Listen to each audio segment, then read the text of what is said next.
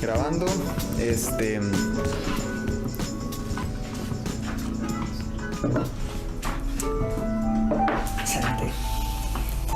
estamos nada más. Genial. Se ve genial. Ok, entonces a partir de este momento va 1, 2 y 3. Estamos ya ahora sí oficialmente en el segundo capítulo del podcast Entonces Hablemos. Hoy tenemos a un invitado súper especial, el licenciado David Muñoz Morales, que nos visita desde la hermosa tierra de Perú. Sí, ya, o sea, tengo 12 años aquí, pero yo soy original de Perú, sí. Exactamente. Háblenos un poco, antes de ya empezar a hablar del tema de hoy, sobre su historial académico, sobre todo lo que ha logrado. Ok, lo voy a hacer de forma como, más como por lo que he vivido que por la mención así de la lista de títulos y todo eso me parece un poco como rígida, o sea, de lo que he vivido. O sea, viví en Costa Rica, en Perú viví el colegio y la escuela, todo eso. En Costa Rica vivo el bachillerato en psicología. Ya al final del bachillerato me entero de la psicología social, que es más o menos como investigar sobre la sociedad interna que uno tiene. O sea, cómo mete la sociedad que uno vive para poder utilizarla luego en la cultura. Me graduó como algo así como psicólogo social por mi tesis, que era con comercio informal, y llevé una maestría en la Universidad Nacional, que bueno, la tesis está en el horno. Prometo ya este año. Ojalá que esté pronto, sí, profe lindo. Sí. Bueno, posiblemente no lo sepan, pero el profe David es mi profesor de materias de profundización, las cuales son cultura, globalización y liderazgo y gestión social comunitaria. Así es. ¿Verdad? Son materias sumamente importantes, poco comunes en colegios, en colegios en general, digamos, no solamente públicos, sino también tanto privado como público. Son materias que se les llaman humanidades también en la Universidad Nacional. Materias de suma importancia social, de suma importancia académica también, por todo lo que se aprende y se enseña. Inclusive yo podría decir que cultura y globalización va ligada directamente con la materia como cívica, con estudios sociales, con ese tipo de entornos que abarcan tantos conceptos como los que se analizan en la materia de cultura y globalización. No sé si alguna vez lo he dicho, pero yo creo que el curso tiene el reto de hablar como de lo que encapsula, o sea, todo lo que uno percibe, o sea, y cosas que uno no siempre relaciona, porque uno dice, bueno, la globalización, ¿qué es? Siempre hacemos esa pregunta y siempre hay muchas respuestas. Incluso hay respuestas que dicen que la globalización es solamente que estemos conectados por internet y que desde los 60 se habla de eso, pero no se dice que, bueno, que están absolutamente todos los procesos, empezando por los económicos, por los culturales, y que puede llegar a cosas tan íntimas como el amor, que sí. Toda la tarde hoy hemos conversado de amor, ¿verdad? Llevamos haciendo como 4 podcasts, digamos, seguidos antes de empezar a grabar Pero sí, profe, entonces partiendo, digamos, de la importancia como tal de estas materias que recibimos con usted, creo que surgen también conceptos tan claros y tan... son caminos tan trillados que inclusive llegan a ser repetitivos. Sin embargo, no se les da la importancia que realmente tiene. Conceptos como lo que queremos conversar hoy, que es el tema central, que es el capitalismo. Sí. Pero creo que es obvio el decir que somos de 2 generaciones completamente distintas. Usted desde la parte millennial, sí, y yo de la generación Z, ¿verdad? Así es. Entonces son 2 conceptos, 2 generaciones completamente distintas que tienen 2 conceptos y percepciones diversas sobre el capitalismo como tal, y han cumplido un rol distinto en el capitalismo. Es cierto, eso lo que usted dice es muy interesante, no lo había visto así, porque nosotros no solamente nos afecta distinto el capitalismo, sino que vemos distinto el capitalismo. O sea, para mí, y para entrar ya así como un poquito antes de hablar digamos del título y explicarlo, tal vez para mí el capitalismo era el enemigo número uno cuando yo escuchaba los grupos de rock de moda, digamos Molotov, el hip hop o lo que sea, y se mencionaba el capitalismo. Entonces el capitalismo era un monstruo al cual había que tirarle porque nos estaba condenando una vida más o menos miserable, digamos.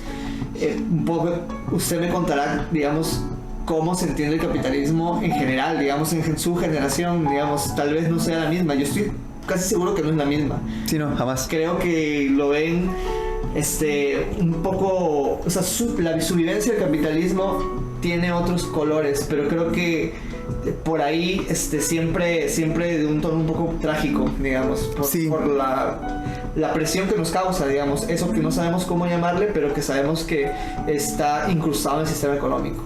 Exactamente. De hecho, que partiendo de eso mismo que usted dice, me gustaría como hablar un poco sobre la palabra del título, la que siempre tenemos en la olla caliente, y es el ser radical. O sea, claro.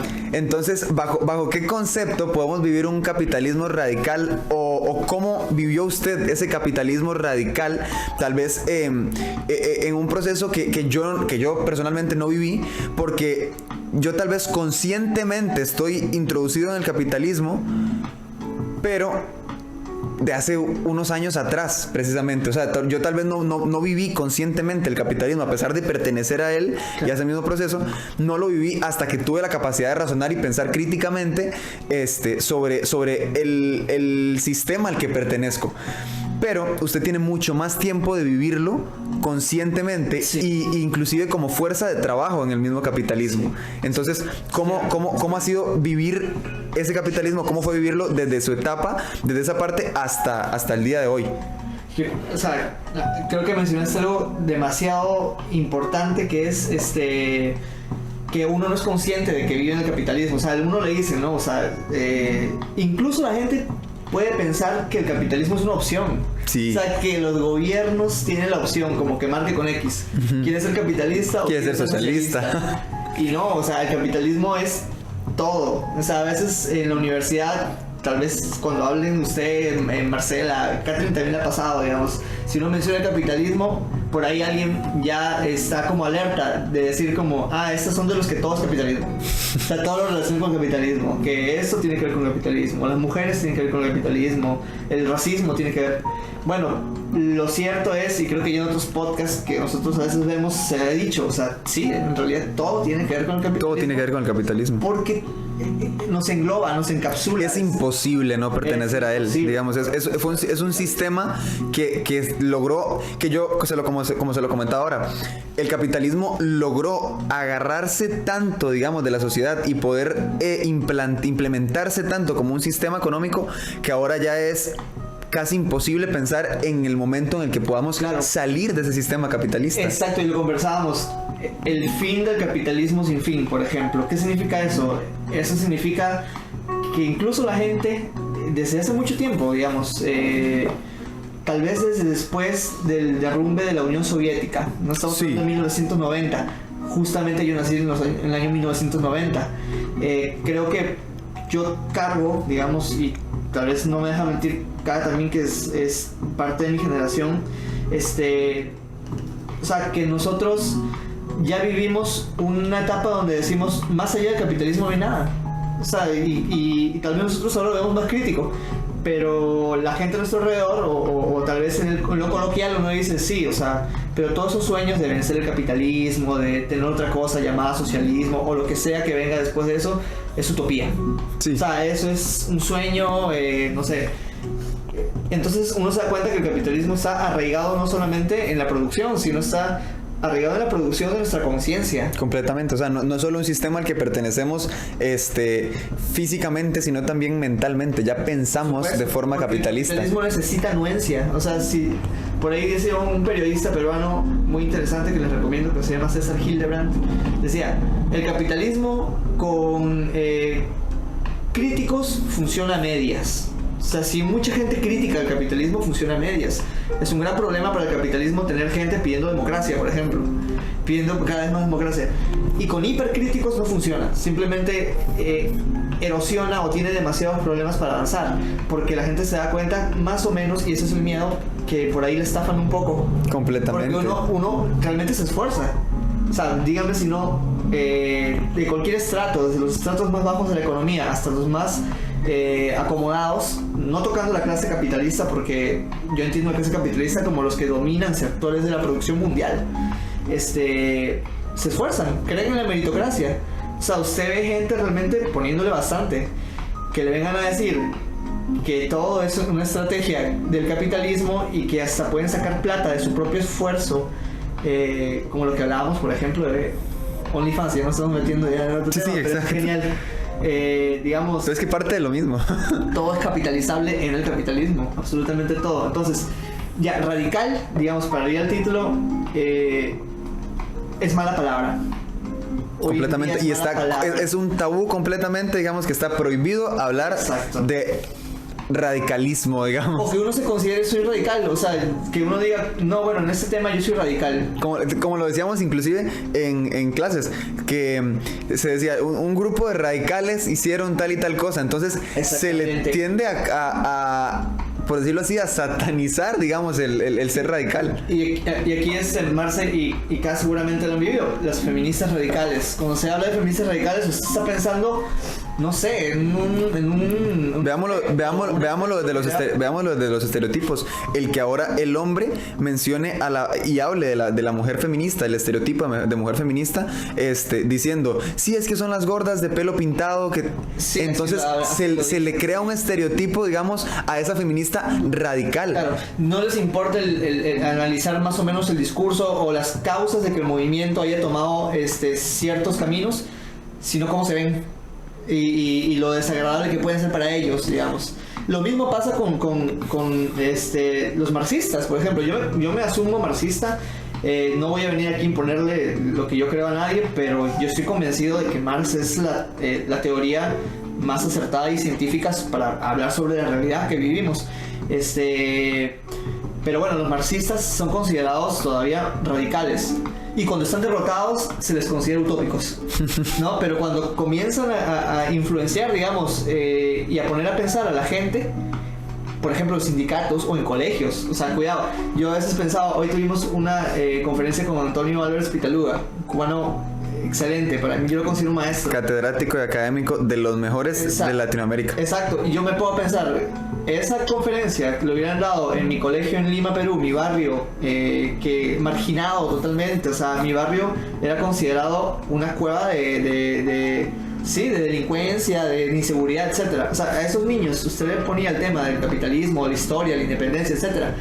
O sea, le decía un poco la verdad de cómo funciona el mundo y posiblemente algo se hubiera roto. Y es que yo quiero proponer algo, y es que el capitalismo también surge y logra permanecer completamente arraigado en la sociedad por la ignorancia del ser humano. Porque si usted no está, y no la ignorancia, digamos, del que yo realmente no conozca sobre un tema, sino el querer ser ignorante, el no estar dispuesto a aprender sobre ese tema, el no estar dispuesto a decir, pucha, de verdad se está aprovechando de mí el sistema. Claro, y además también es un mecanismo de defensa, porque usted no tampoco podría culpar, digamos, a alguien de decirle, ¿por qué no estás 24/7 investigando sobre cómo funciona el mundo? O sea, ¿con qué tiempo? ¿A quién se lo estás pidiendo? Se lo estás pidiendo tal vez a una persona que tiene que salir a vender como comerciante informal y que si no dedica su atención, y eso es también una de las características del capitalismo, reducir al ser humano a una pieza esencial y una pieza muy monótona del sistema productivo. Exactamente, y buscar, por decirlo así, que no tenga ningún tipo de poder o una capacidad de aspirar hacia, por decirlo así, hacia el poder. Porque yo lo pongo, por ejemplo, digamos, en la zona en la que yo vivo, como lo decíamos en una conferencia que tuvimos el día martes, si no me equivoco, comentábamos y se tenía la peligrosa romantización del turismo, por ejemplo, acá en Costa Rica, viéndolo desde el modelo capitalista Costa Rica, que la mayor producción, digamos, de Costa Rica económicamente es por el turismo de extranjeros, ni siquiera por el turismo nacional, sino que es por el turismo extranjero. Entonces, ¿qué es lo que pasa? que se le obliga a hacer al trabajador, a la fuerza de trabajo, se le enseña desde el colegio, porque por ejemplo en el colegio en el que estudiaba yo, hay especialidades como la de turismo ecológico, alimentos y bebidas. Entonces dice usted, va a salir con un técnico medio en estas cosas, pero lo analiza usted también en la forma, en los lugares que rodean o los centros que rodean el entorno en el que está la zona geográficamente, y están hoteles, están lugares de recreación. Entonces, ¿qué están construyendo? Una fuerza de trabajo que termine trabajando como vendedor de cócteles en tal y tal hotel. Yo creo que ese es el primer golpe duro, digamos, para nuestras generaciones, digamos. Eso es común en nuestras generaciones. Salud. Eso es común en nuestras generaciones. La forma en que te dan el baldazo, ¿verdad? La forma en que te dan el baldazo de agua donde te das cuenta de que eres solo fuerza de trabajo. O sea, igual todo eso se puede evitar. ¿Qué dice que se va a evitar? La burbuja. Eso va para... Genial. Llamas sueltos. Llamas sueltos, volvemos a la acción después de un corte comercial que tuvimos, ¿verdad? Un poco. Todo lo que teníamos dentro. Exactamente. Entonces, estábamos hablando de el golpe de realidad al poder caer en el capitalismo, analizar ese golpe de realidad. Exacto, y con eso vamos a definir también lo que significa capitalismo en esta conversación. O sea, el primer golpe que uno se puede dar, y eso es común en las generaciones, es darte cuenta que eres fuerza de trabajo. Si no eres parte de los capitalistas, sos fuerza de trabajo y se acabó. El ejemplo que usted ponía, por ejemplo, de trabajar en las zonas turísticas. Ahora, ¿por qué es tan fuerte esto y por qué nos impacta tanto? Porque hay una cantidad increíble de propaganda que te dice que sos especial. Sí. Y que para las empresas sos especial, y que para la empresa que te va a vender un curso de la carrera que está de moda, sos muy especial, o para venderte cualquier cosa. Y el mismo, generemos trabajo para que usted sea el futuro del país. Exacto. El que tome las riendas de este país. Hay un montón de eufemismos que por supuesto no significa que las personas realmente no sean especiales o que tengan cualidades rescatables, sino que para la capitalización eso es simplemente un accesorio. Al final de cuentas, por ejemplo, mi caso, mi generación, yo me acuerdo cuando llegó la globalización entendida como la conectividad, digamos, en internet. Nosotros entendemos globalización desde un plano más histórico en el curso. Inclusive coexistiendo junto con la modernización. Exactamente, el proceso de modernización capitalista, que es aplicar la tecnología, como decíamos en clase, al modelo productivo. Entonces, mi época está determinada por la llegada del internet, Windows 98.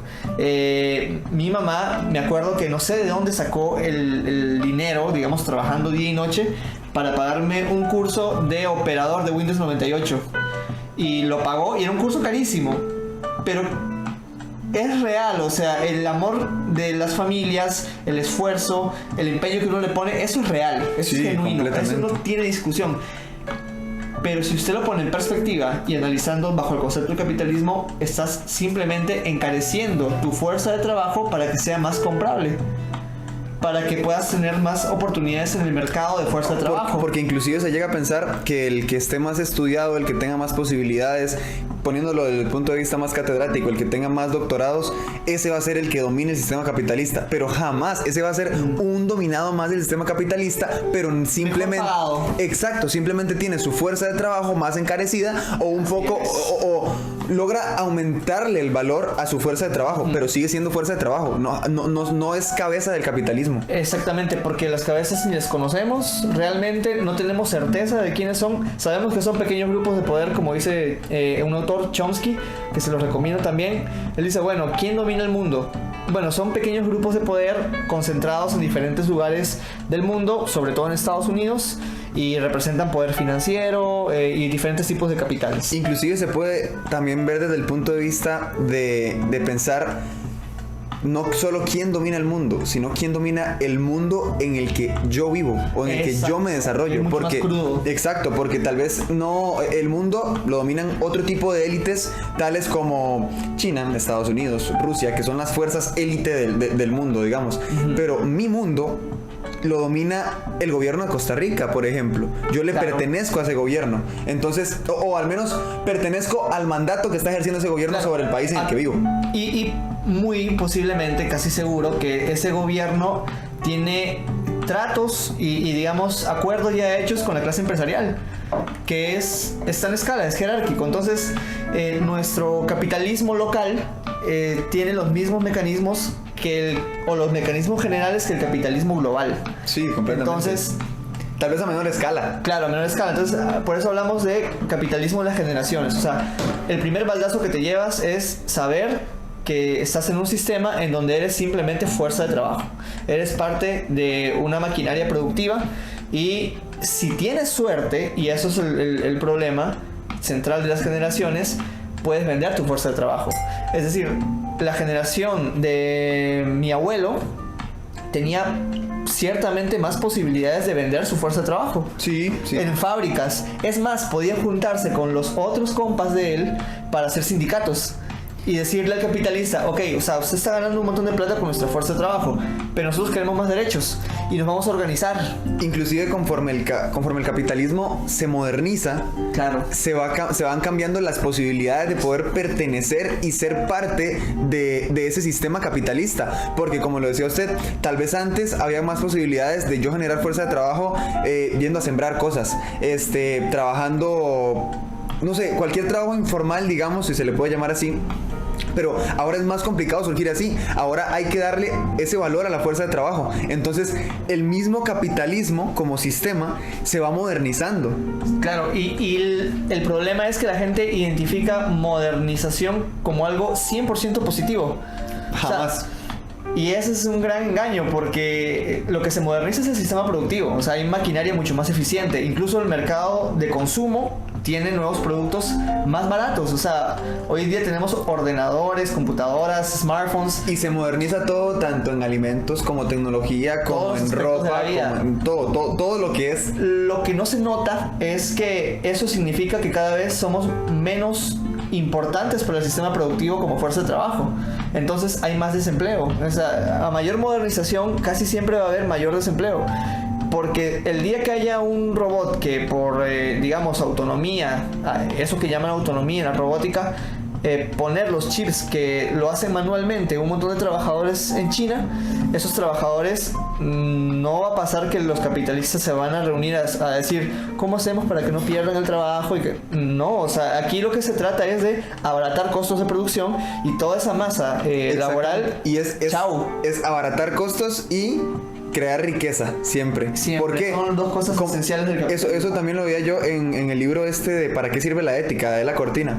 Porque ella mencionaba, buenísimo por cierto ese libro, ella mencionaba en uno de sus capítulos que hablaba de eso, sobre que la sociedad capitalista ahora quiere simplemente abaratar costos a como de lugar, sin importar absolutamente nada, y crear riqueza, que esa riqueza lo que hace es hacer al rico más rico y hacer al pobre más pobre, porque al final de cuentas, claro, es la realidad del capitalismo. Claro, y la gente suele defender, hay mucha gente que yo sí sé que respeto gente que con sinceridad y digamos con honestidad defiende el capitalismo de manera teórica incluso, y con teorías, y dice, bueno, lo que pasa es que en el capitalismo vivimos mejor que antes. Bueno, las cifras, y muestran cifras obviamente, los niveles de expectativa de vida, la calidad de vida, etcétera, lo que puedan decir, pero eso también es contradictorio, porque si usted se le pone a preguntar a una persona del medioevo, decirle, ¿usted considera que vive mejor que en el esclavismo? Le va a decir, por supuesto que sí. O sea, al final de cuentas solo tengo que sembrar algunas cosas, explotar la tierra y darle un porcentaje grande de mi producción al rey y sus representantes, tributar, o sea, al señor feudal. Y es que el capitalismo también tiende a hacer que la gente siempre crea en un futuro mejor, digamos. El capitalismo se puede perfeccionar. Exactamente. Entonces lo que busca el mismo sistema capitalista es precisamente eso, decirle a la gente, bueno, tal vez ahorita no esté tan bien, claro, pero en el futuro vamos a estar mejor, entonces trabajemos. Confianza. Exacto. Además, confiemos en este sistema. Confianza que su sobrevivencia la podemos llamar emprendedurismo. Y la podemos llamar, y eso no tiene que ver, porque la gente también se asusta mucho cuando uno critica el emprendedurismo, pero uno no está criticando la actitud emprendedora de la gente que es entusiasta. O sea, estamos hablando al final de cuentas también es un concepto, un neologismo, ¿cómo se llama? Astilloso, porque el vendedor, el comerciante informal, que siempre lo hemos visto en la Avenida Central vendiendo sus videos o vendiendo cualquier tipo de mercadería, tiene esa misma actitud emprendedora, que es generar los recursos necesarios para no morir de hambre o para tener una mejor calidad de vida. Exactamente. Lo que pasa es que la modernización del sistema productivo da herramientas a los que pueden acceder a ella, que son casi siempre los estratos medios. Y esos estratos medios, por la crisis constante del capitalismo, cada vez pasa más gente a los estratos bajos. Exactamente. Entonces, se ve mucho mejor que una persona venda, digamos, la comida, la señora que vende la comida, ya no como ambulante, sino desde una página de Express en Instagram. Maquillar el capitalismo. Prácticamente es darle recursos a la gente para que sobreviva y que no sienta que está sobreviviendo o porque la gente se suele culpar a sí misma. O sea, la gente dice, yo no quiero fracasar en ese sistema. ¿Quién quiere fracasar en ese sistema? Nadie. Y vamos a lo mismo. Conforme se vaya haciendo el sistema más caro y se le adjudique más valor, más llamativo va a ser, inclusive. Claro. Y ahora hablando ya de generaciones, para también hacer mención al título, digamos, mis abuelos tenían la posibilidad en Perú de hacer sindicatos. Ya en el siglo XX, yo viví la época de Fujimori, por ejemplo, el dictador y considerado el sexto político más corrupto del mundo. Él prácticamente vendió las empresas nacionales del Perú y vendió el Perú entero, casi sus recursos naturales, a las empresas transnacionales por un precio, se lo pongo así, Petroperú podía generar X cantidad de ganancias para el Perú en un año, y por el valor de lo que generaba esa cantidad en el año, lo vendió a una empresa transnacional. O sea, la empresa transnacional puede ganar ahora todo eso durante todos los años y solamente habiendo pagado el precio de un solo año. Claro, por supuesto que la economía se levantó, porque es como que usted vende todos los productos que están en su pulpería y tiene caja chica. Sí. Por supuesto, y la gente dice, wow, crecimiento económico. Pero al momento de distribuir esa plata, ¿a qué costa ese crecimiento entonces económico? Mi madre, con todo su esfuerzo, me paga el curso de operador de Windows 98 y luego de diseñador gráfico básico 1 en el barrio, en un centro ocupacional, digamos. Y ese era mi contrato, digamos. El contrato de esa generación era: aprenda sobre internet, aprenda sobre computación, y incluso la denominación, ustedes ya no usan computación como un curso. En mi época, me siento tan viejo hablando sobre mi época, pero, o sea, en mi época estudiar computación era un curso que se ofrecía, digamos, en los institutos, computación básica, computación tal, porque era la oportunidad de vender tu fuerza de trabajo a la etapa de la modernización que te tocó. Exacto, inclusive yo lo quisiera decir desde el punto de vista de mi generación, y es que ahora, por ejemplo, en mi generación, el que usted no sepa utilizar la computadora lo hace completamente inutilizable para el sistema. Vendible, sí. Que usted no pueda trabajar, por ejemplo, desde el punto de vista del cole, si usted no tiene una computadora, no puede estudiar en el colegio porque requiere una aula virtual para poder controlar y manejar todo lo que pasa en usted. Le pasan la materia, le pasan circulares. Entonces, en su generación, el que sabía de computación era como, wow, qué chiva. Ahora, el que no sabe de computación es, qué más idiota. ¿Por qué no sabe de algo tan importante ahora? Es que son nativos digitales también. Sí, es una generación totalmente. que nació en la tecnología. Exactamente, o sea, No pueden huir de ella. exactamente, no puedo huir de ella y por lo contrario tengo que adaptarme a En su ella. tiempo era una posibilidad que te encareciera fuerza de trabajo y te da oportunidades. Ahora es una jaula, o sea, ya poniéndonos un poco más existenciales. O sea, toda nuestra vida está digitalizada. Y ahí vamos ya a la generación de ustedes, digamos. Yo vivo el nacimiento, o bueno, la maduración del neoliberalismo. Este concepto también es importante. Es como reducir el Estado a ser un garante, digamos, del enriquecimiento de los grandes capitales. O sea, el Estado solo participa en la economía para garantizarle al gran capitalista que pueda tener mejores condiciones para capitalizar. Un ejemplo muy claro. O sea, ahora cuando se habla de generar trabajo, ya no se habla de que el Estado cree empresas nacionales o que haga infraestructura o que cree, digamos, empleo por medio de intervención en la economía. No, eso es ahora en el neoliberalismo maduro que las empresas hay que llamarlas, o sea, hay que generar inversión privada extranjera, hay que ser atractivos para la Atraerlas, inversión, por supuesto. atraer para generar trabajo, y esa es la única opción. ¿Por qué? Porque la vía estatal ha fracasado. Y eso es en todos los discursos de los políticos de Latinoamérica, por lo menos, y de Estados Unidos también, obviamente. Y se considera una verdad incuestionable. O sea, el Estado ha fracasado. Por supuesto, si lo hacen fracasar... Inclusive, a mí me gustaría mencionar un poco esa parte del ser atractivo para el líder capitalista, digamos. Extranjero. Para el extranjero, se necesita una imagen tal y como la tenemos en Costa Rica con el esencial Costa Rica. Costa Rica libre de grasas trans, Costa Rica Biodiverso, Costa Rica 100%. biodiverso, Costa Rica, Democrática. ajá, como lo mencionábamos en la charla que estuvimos con no me acuerdo cómo era que se llamaba, creo que era Oscar con Esteban Barbosa, exactamente. Entonces él nos mencionaba que el ser atractivo para el modelo capitalista es lo único necesario ahorita. ¿Por qué? Porque se tiende a decir, ya nosotros no somos capaces de resolver esto, ya esto que lo arregle el extranjero, que nos venga a ayudar, porque es el que tiene con nosotros al final. Exacto. O sea, sí, que nos dé lo que nos toca. O sea, Exacto. y si nos toca menos, bueno, por lo menos hay algo. por lo menos hay algo. Es mejor algo que nada. Es mejor algo que nada. Y si usted ve las entrevistas a los políticos, es lo que te dicen. O sea, es lo que te dicen, vea, hay que generar empleo. Y el empleo se genera con inversión. Y todos los periodistas asientan la cabeza porque dicen, eso no se cuestiona, es la única forma. Y es mentira. O sea, Europa, por poner un ejemplo que siempre se pone, no ha renunciado a la intervención estatal. O sea, China... ¿Usted cree que China se va a poner, digamos, a decirle a las empresas nacionales hagan lo que quieran con el país, a las foráneas, a las empresas gringas, a Apple, no sé, le va a decir, haga lo que usted quiera con este país y yo le garantizo capital? No, o sea, China lo que hizo fue entrar a la economía de mercado, neoliberalizarse, eso sí, pero con un Estado sumamente presente. Es prácticamente que China dice algo así como que, ok, explota a mi fuerza de trabajo, pero yo decido hasta cuándo y hasta dónde, y yo decido de qué manera, porque primero está China y yo exploto a mis trabajadores, tú no los explotas como quieres. Y es que, por ejemplo, yo podría analizar que el mismo capitalismo puede llegar a ser un dictador para la misma sociedad. ¿Por qué?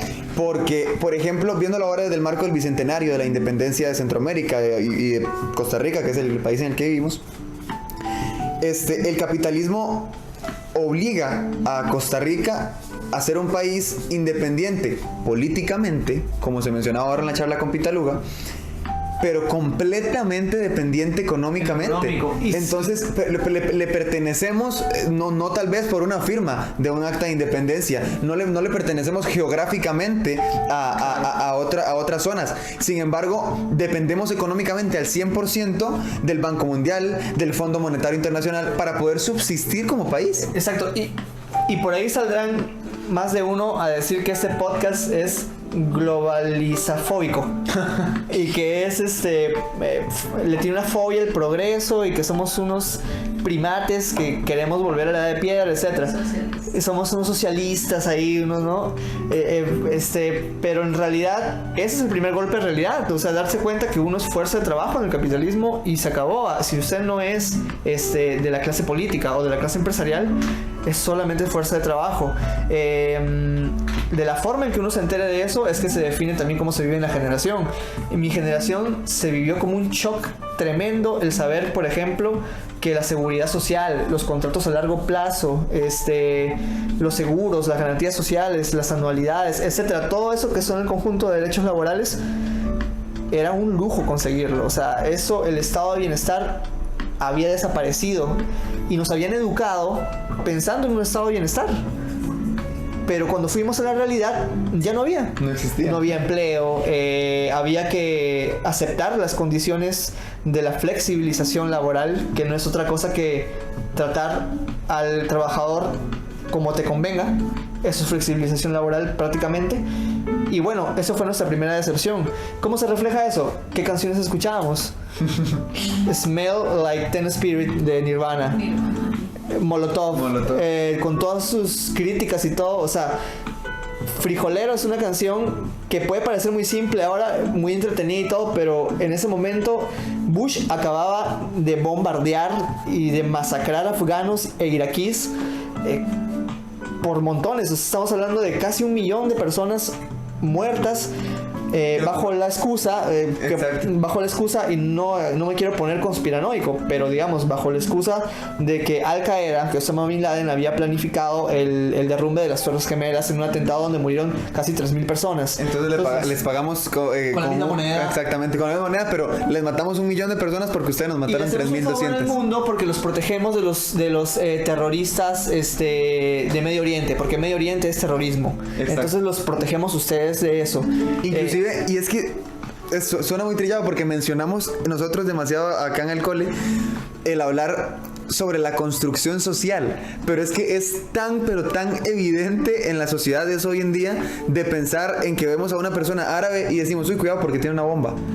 Eso es completamente racista, es un estereotipo completamente racista. Algo de lo que me avergüenzo. O sea, aquí también creo que es un espacio como para contar cosas de confianza, exactamente, de confianza. O sea, es algo de lo que me avergüenzo. Nosotros teníamos en la academia preuniversitaria en Perú un amigo iraní. O sea, él no tenía nada que ver en la cuestión afgana, ni iraquí, ni nada. O sea, nosotros éramos tan contaminados, o sea, la televisión peruana estaba tan contaminada por el discurso hegemónico, pro-estadounidense, que nosotros vacilábamos de una manera sumamente cruel y a la vez divertida en nuestra crueldad, asimilada por nuestro entorno, donde eso era permitido, que cada vez que él entraba al aula, todos hacían sonidos de bombas.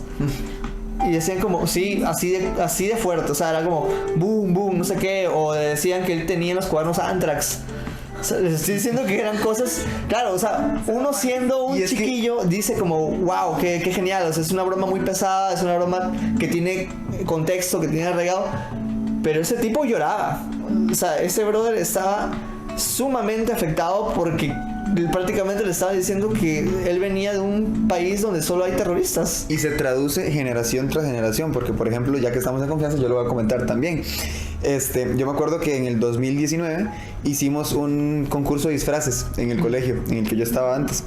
Y yo tenía unos trajes viejos y todo, entonces nos pusimos barba, nos pusimos no recuerdo cómo es que se llama, el que va aquí en la cabeza y todo. Ajá, y nos pusimos todo, entonces ya vestidos como el estereotipo de vestimenta árabe. Entonces nosotros íbamos con un bolsito, y como la broma esta de Allahu Akbar que se hacía siempre, entonces le pedimos al que estaba de DJ que pusiera el sonido de Run, ¿verdad? Y justo cuando nosotros llegamos con los trajes, tiramos los 2 bolsos y nos fuimos. Y eso uno no lo analiza por lo mismo que yo le comentaba antes, de que el mismo protagonista del capitalismo que somos nosotros, a veces tendemos a querer ser ignorantes y decir como, si no me está pasando a mí, es a ellos que les pasó, entonces yo puedo hacer bromas sobre eso. Porque el capitalismo tiene valores. La gente cree que a medida que avanza el capitalismo se pierden los valores, y no es cierto, es más bien al revés. Se asumen otros valores. Por ejemplo, y ya vamos a la generación de ustedes. Primero, definir el capitalismo. El capitalismo es simplemente que los medios de producción social, o sea, de todas las mercancías que nos satisfacen las necesidades, son privados. Sí. O sea, eso significa que hay un dueño de la gran industria alimentaria, por ejemplo. O sea, llamémosle por un ejemplo Walmart. O sea, que no nos hemos organizado de tal modo que nosotros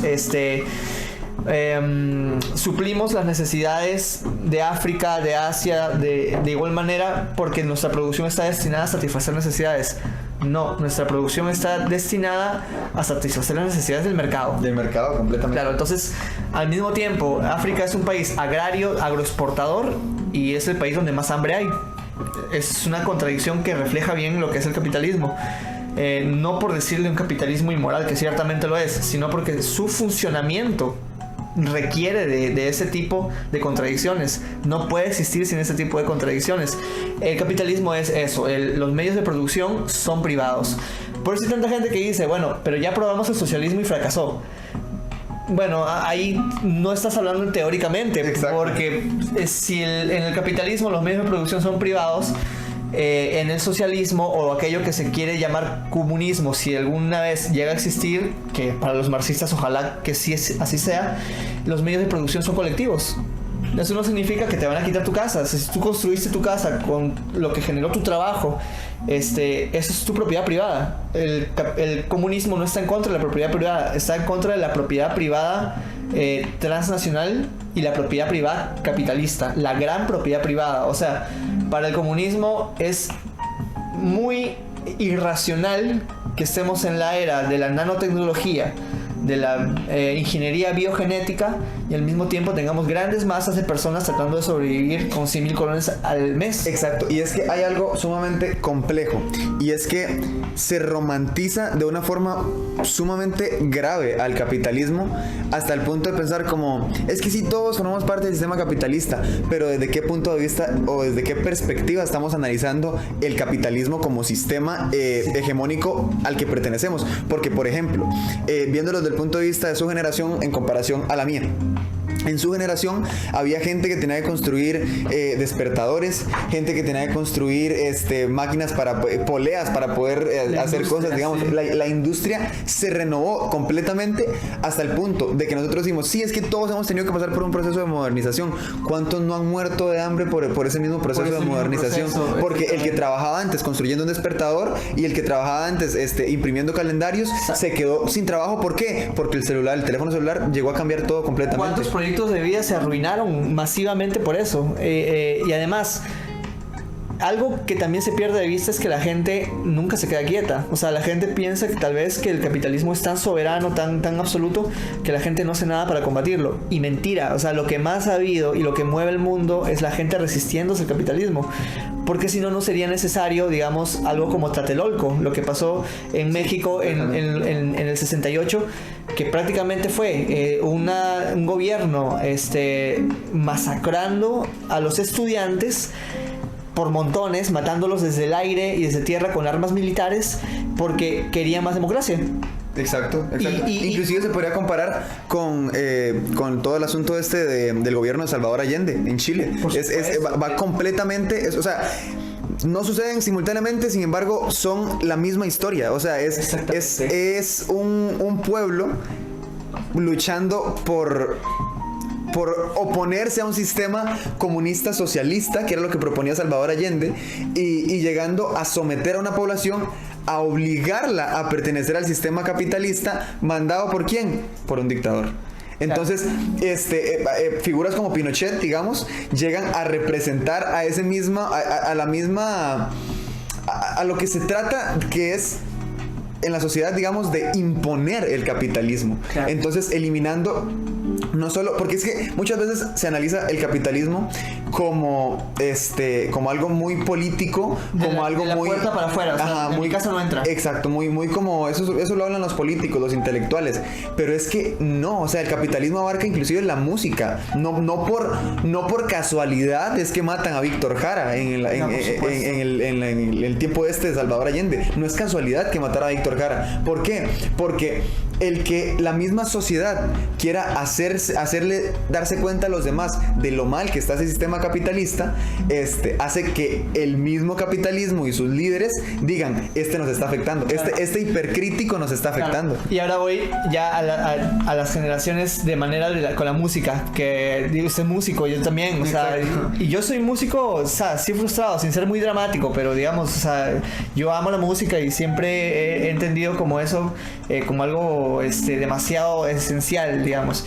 Ahora, cuando metiéndonos en el tema, la música es casi que por el sistema capitalista, corrida hacia un lado, hasta luego, chao. Sí, exactamente, es un clic en Spotify y si no pegó en el primer minuto, no te cautivó, no es vendible. Exacto. Y ahora, o un anuncio en YouTube. Claro, entonces, digamos, la música que escuchábamos en mi generación, tal vez los que nos sentíamos más contestatarios o no sé, orgánicamente contestatarios, tampoco conformábamos un movimiento social, pero queríamos algo rebelde, o sea, algo que nos sacara nuestras...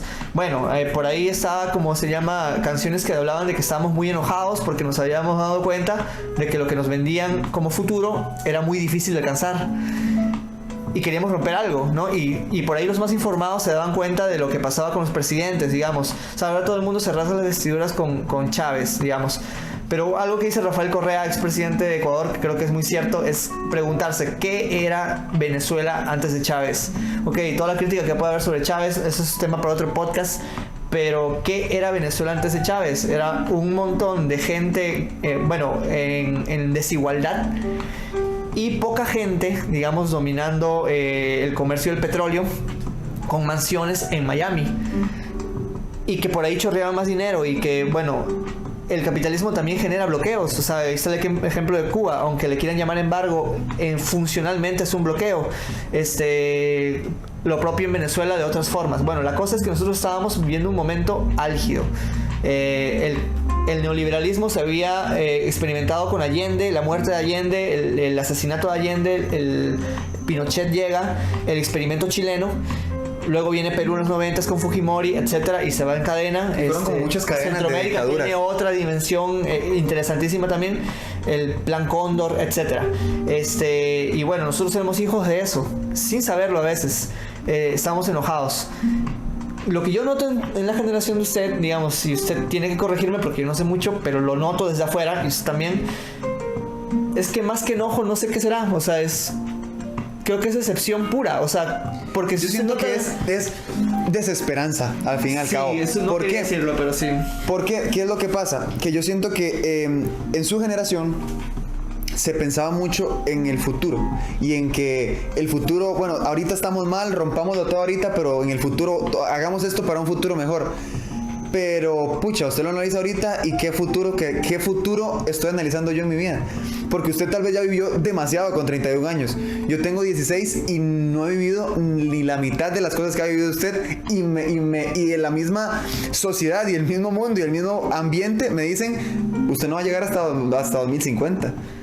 Inclusive se plantean los objetivos de desarrollo sostenible al 2030. Entonces, mi sueño es llegar al 2050, porque en el 2050 se iban a extinguir millones de especies de animales y todo. Entonces, ese sueño de 2050 se me reduce 20 años en la historia para llegar a 2030 y decir, si no lo cumple esto para 2030, se van. Entonces, ¿yo qué hago? Entonces, Perdón, hay algo también interesante, y es que, por ejemplo, ustedes pequeños les decían como ustedes son el futuro, ¿verdad? Cuando eran niños.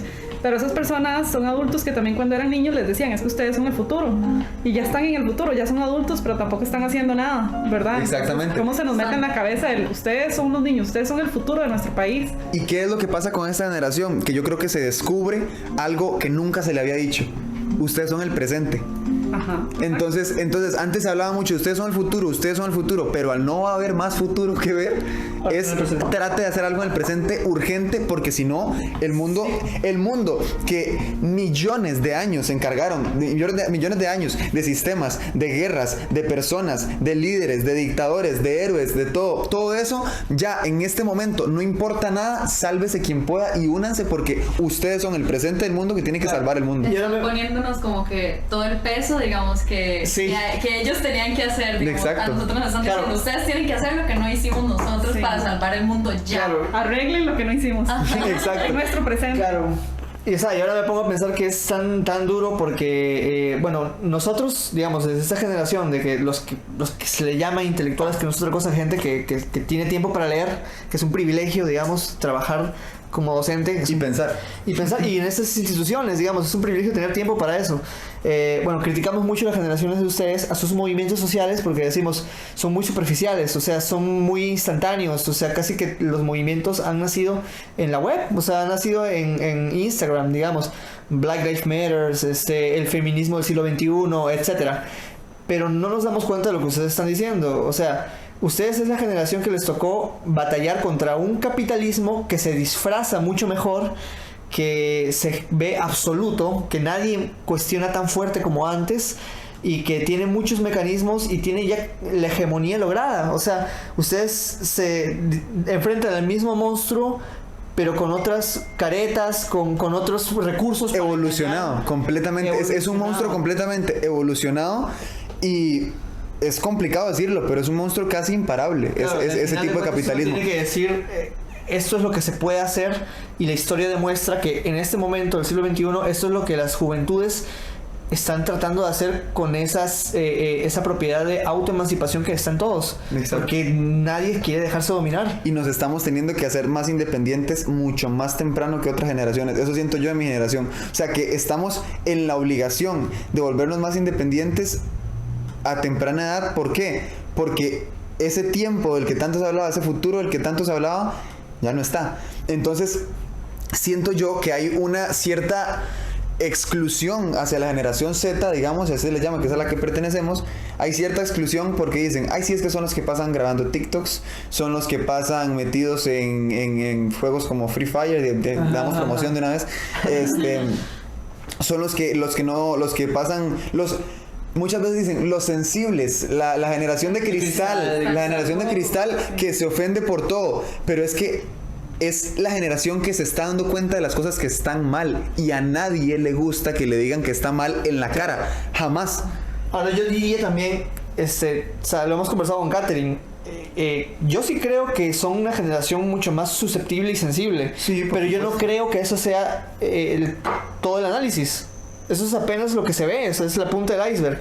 La pregunta es ¿por qué esta generación obviamente es más de cristal? Si se quiere decir así, digamos, si se quiere ponerlo así, obviamente es porque el sistema económico, el capitalismo ha evolucionado y tiene otros recursos para poder funcionar, y eso implica que la gente esté sometida a eso.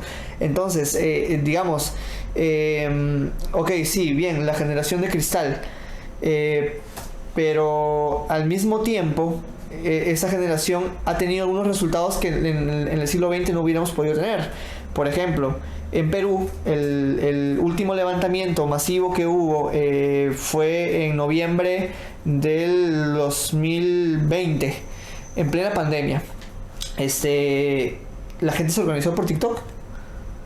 O sea, nadie se lo esperaba, nadie se esperaba que la generación del Bicentenario, así se denominó, y hoy en día hay muchas burlas que son un poco de carajillos, bueno, chibolos le dicen allá en Perú, que son un poco de chiquillos que no tienen nada que hacer, unos vagos, etcétera. Bueno, esa gente se organizó por TikTok, se enfrentó a la policía, murieron 2 personas, y dieron su vida por algo de lo que estaban convencidos, de que nos estaban tomando el pelo. Exacto. Y hicieron algo y salieron a las calles, y bueno, eso definitivamente también involucró resultados de las elecciones que vinieron años después. Entonces, obviamente a ustedes les está tocando una realidad mucho más difusa, un futuro mucho más difuso. No hay muchas garantías. Si nosotros tenemos pocas garantías, ustedes tienen más recursos tecnológicos pero menos garantías.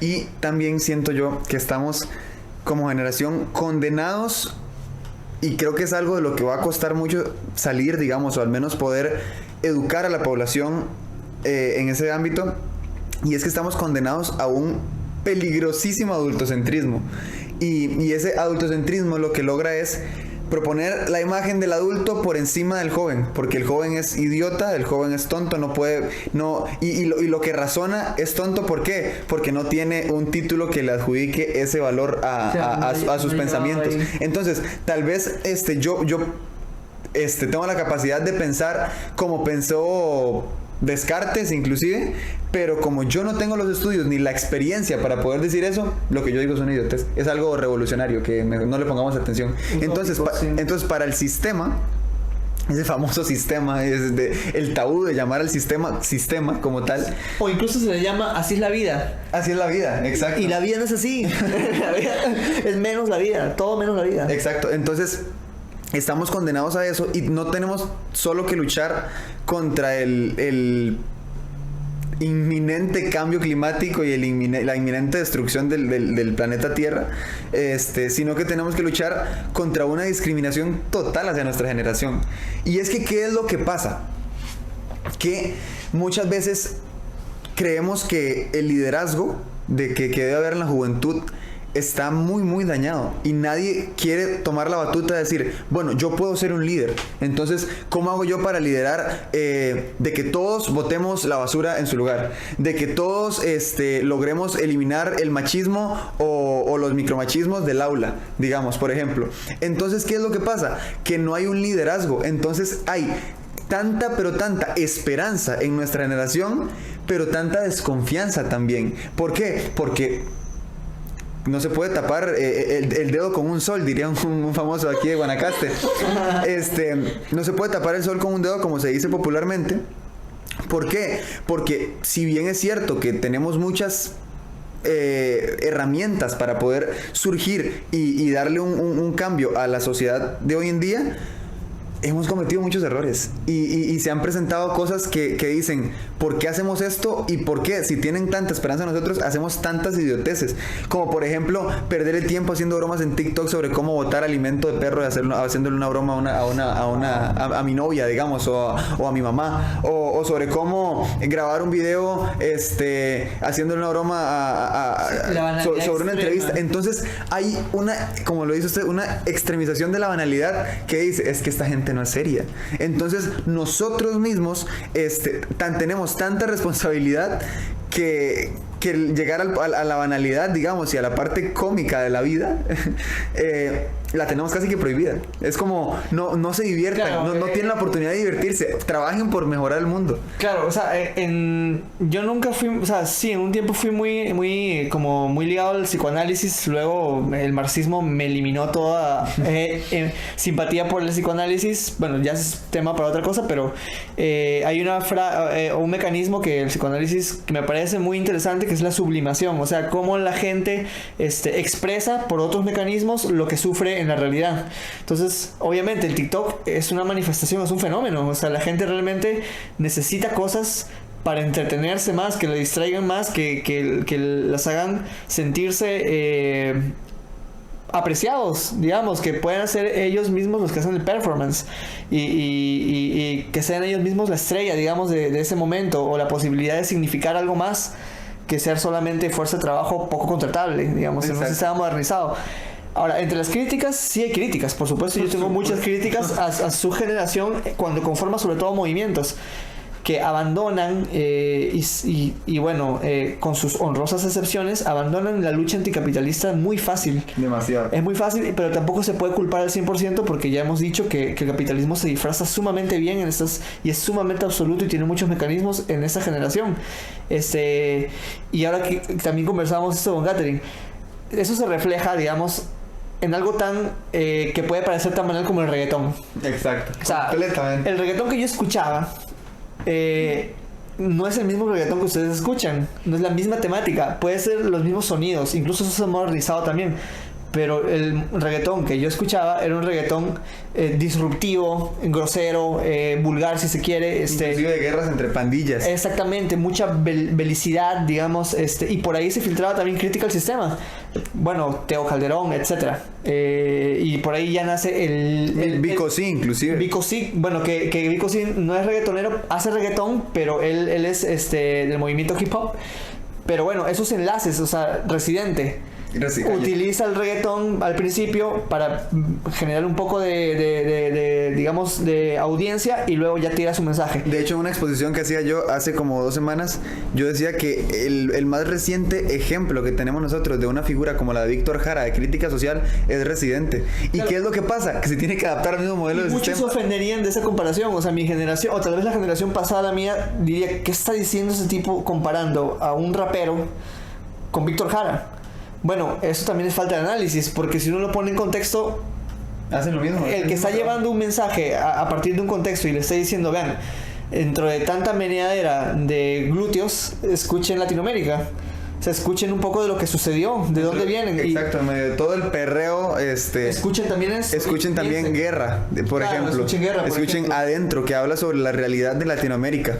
Entonces, el reggaetón que yo escuchaba era de perreo, fiesta, barrio, un montón de cosas crudas, digamos, la desigualdad plasmada en gente que necesitaba lograr la capacidad de consumo a como de lugar y exponerla, bling bling, carros, Fórmula 1 en un barrio precario, digamos. Pero en la generación de ustedes ya aparece gente diciendo, ya no soy igual, diciendo la vida es un ciclo, lo que no sirve yo no lo reciclo, diciendo cosas casi que depresivas y existencialistas. Inclusive se podría tomar, es bastante cómico analizarlo de esa forma, porque los nombres que existían antes junto con sus apodos, por ejemplo, o qué sé yo, su eslogan, por ejemplo, lo decía un comediante, Franco Escamilla, decía, antes a mí me daba miedo escuchar que alguien se llamaba Don Omar, pero ahora alguien se llama Bad Bunny. Entonces el mayor exponente musical hoy en día se llama Conejito Malo. Entonces ¿cómo uno puede ver de manera seria lo que escucha la generación de nosotros hoy en día? Con que el mayor exponente se llame Conejito Malo, digamos. Y eso es interesante porque Bad Bunny se vuelve después un ícono después con otros artistas de la lucha por la diversidad del siglo XXI. Por ejemplo, cosas como esa, también de algún sector feminista. Inclusive con la canción de Yo Perreo Sola que sacó en el... Claro, por supuesto. Y uno se da cuenta ahí que los productores del reggaetón del siglo XXI o del trap o lo que sea, leen la cultura. Claro, no lo leen en los libros, lo leen en la gente...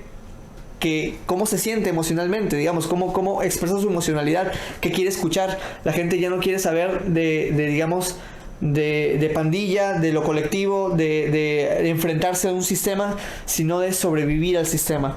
Entonces ya hay que escribirle a la chica que es calladita, pero que para el sexo es atrevida.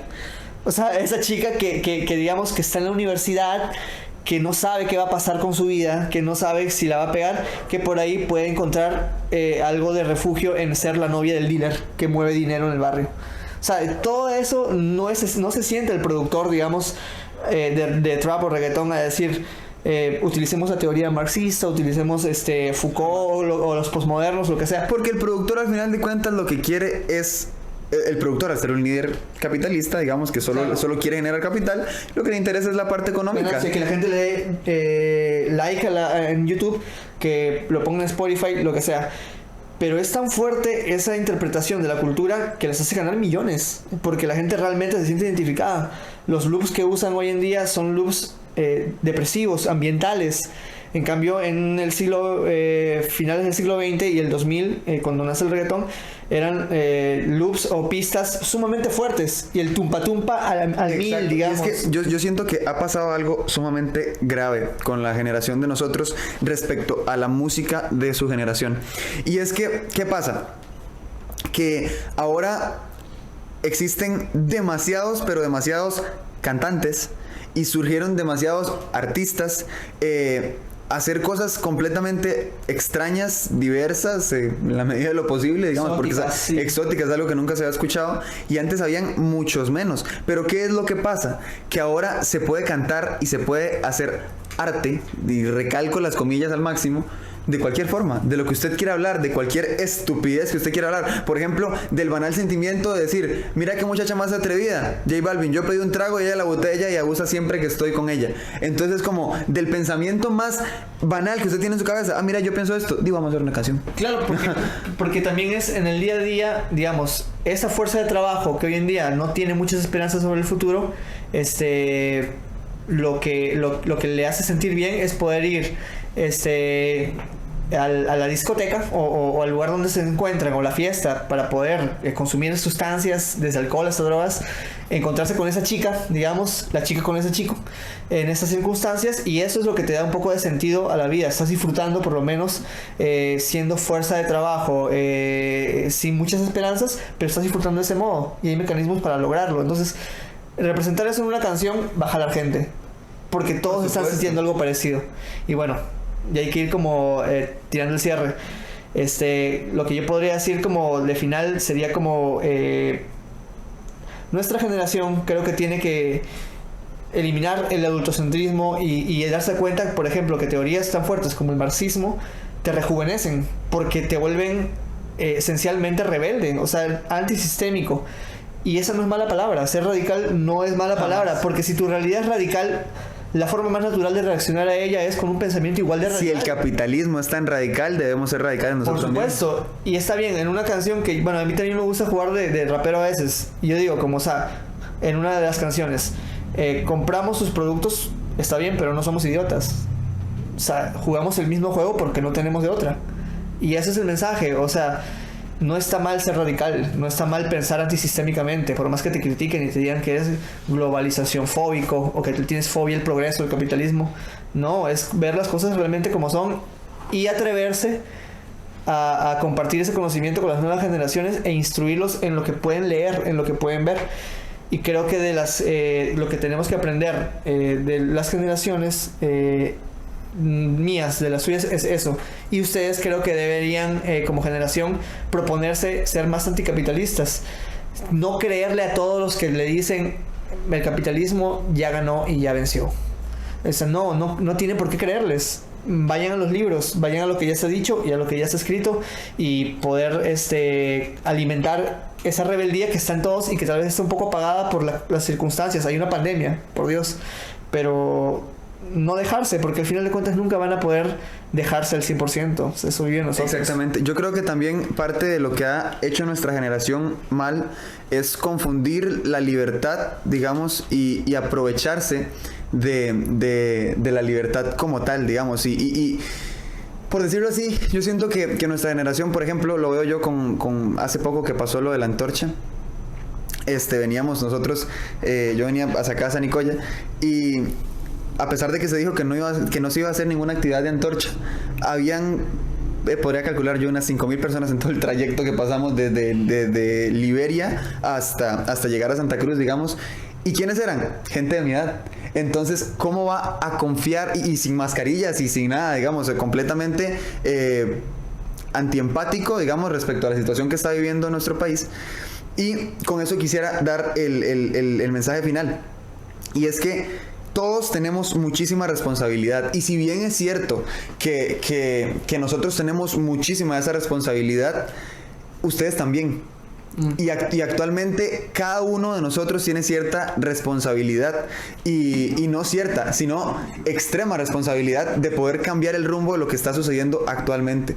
Y yo por eso creo que a nuestra generación le falta un poco más de seriedad como tal, y poder realizar las cosas con más seriedad, tomarse las cosas en serio, tomar un proyecto y cumplirlo, poder arraigarse a la idea de que realmente tenemos que confiar en nosotros mismos para poder lograr eso que se quiere lograr, y es que tenemos que hacerlo obligatoriamente. Lastimosamente no es algo que tengamos como una variable para poder decidir entre si cumplir o no cumplirlo, pero sí, yo creo que entre generaciones lo que deberíamos hacer no es tanto separarlas, sino poder aprender mutuamente entre generaciones, poder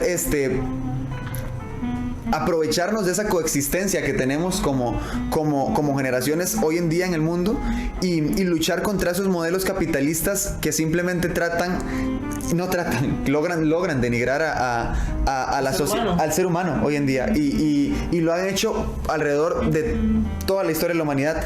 Entonces, lo que debemos hacer es realmente marcar la pauta y poder cambiar el rumbo, que suena tan trillada la frase y tan bonita, pero es compleja. Entonces se trata de eso, de poder nosotros mismos decidir el qué hacer con nuestro futuro, pero hacerlo ya.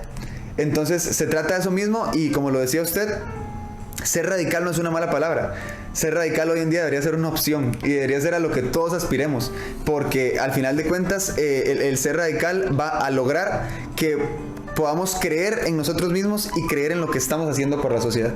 Entonces, profe, agradecerle muchísimo por la invitación acá. Primero que estamos en el colegio, ¿verdad? Entonces, agradecerle muchísimo por quedarse. Ya se nos hizo un poco tarde. Entonces, creo que nos pudiésemos quedar hablando toda la noche. Pero, no, de verdad, agradecerle muchísimo por todo su conocimiento, y por aportarle algo a esta sociedad que hoy en día no quiere o no está dispuesta a pensar críticamente. Y yo creo que eso es a lo que debemos aspirar siempre. No hay que rendirse. Excelente. Pura vida entonces. Y hasta luego. Ahí está, ahí detenemos.